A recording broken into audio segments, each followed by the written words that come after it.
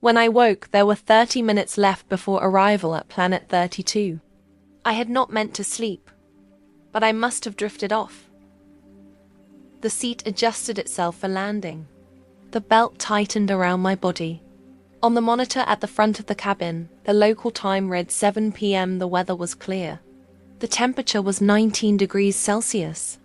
I opened my email to review the evening's plans. A message from the company contact said the hotel was the station hotel, about 5 minutes from the airport by mobility vehicle. Preparations for tomorrow's meeting were already done. There was nothing in particular to do tonight. With time to spare, I thought I might have a quiet meal somewhere. I wondered if there would be a suitable place. From what I could tell, Planet 32 had a developed industrial base and a sizable population. Still, it was a remote world.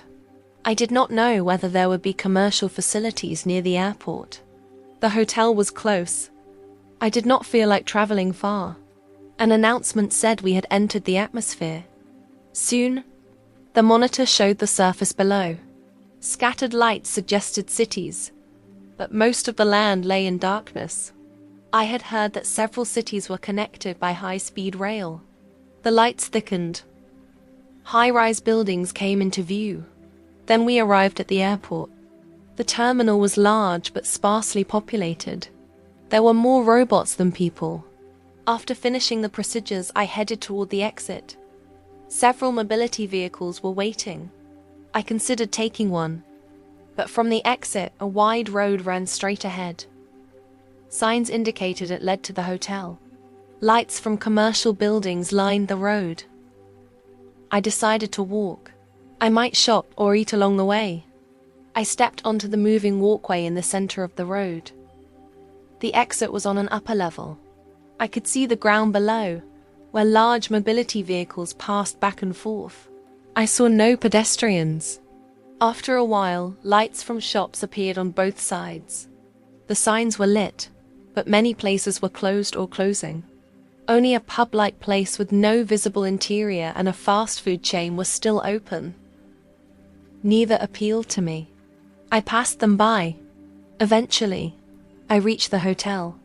It was tall and new. Inside the glass entrance, a robot approached and handled the check-in. I let it scan my ID and received a room key. I took the elevator up. The room was spacious, divided into a bedroom and a dining area with a large table and 4 chairs. I did not feel like going out again. I ordered a pasta set through room service and decided to eat here. After setting up automated delivery, I unpacked and took a shower. While changing, I heard the robot enter and the sounds of serving. When I came out of the bathroom, the meal was waiting on a tray on the table. The next morning, I left the hotel early and headed to the area where the client lived. It was a popular district with shopping centers and theaters. Hotels and residential towers stood in a continuous line with a massive commercial complex. His residence was part of it. I had a simple breakfast at a cafe on the first floor and checked my schedule again. The client's name was Noah Simmons. He was the CEO of an IT security firm. His home contained a virtual room sold by our company where I worked. This was the first on-site maintenance visit in a year, and my first since taking over the account. Normally, maintenance was done online through the network. But some tasks' hardware replacement, for example, required physical presence. Our company was widely known for consumer portable virtual devices. But this system, designed to turn an entire room into a virtual environment, was aimed primarily at corporate clients. Multiple users could share it. The immersion was high. Customization was extensive. But setup required knowledge and experience. Even with help from artificial intelligence, someone who understood the system had to devote time to it. The price was on an entirely different scale from consumer devices. Cases like Simmons's installing one in a private home were rare. He must have been very wealthy. I had originally been a sales engineer for consumer products. 6 months ago, I requested a transfer, completed training, and was reassigned to virtual room maintenance.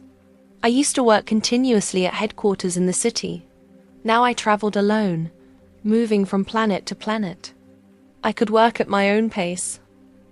This way of working suited me. For this visit, Simmons's assistant had requested a wide range of personal information in advance. He said there had been recent incidents that made Simmons feel unsafe, and security had been tightened. I was surprised when a request came for access to my medical records. When I looked into it, I found rumors that Simmons was a former government official, and that his company handled many undisclosed government contracts. I did not know what had actually happened.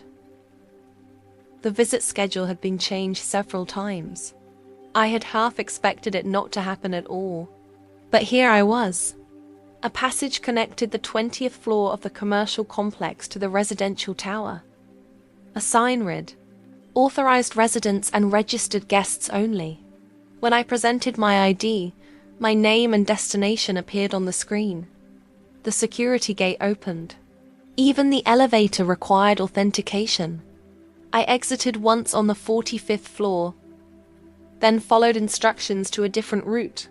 In a circular elevator hall, part of a white wall slid open. Inside was a narrow space, barely enough for 2 or 3 people. Light poured down from above. Soft light ran along the walls. I sensed countless sensors. It felt like being disinfected. After about 10 seconds, the opposite wall opened.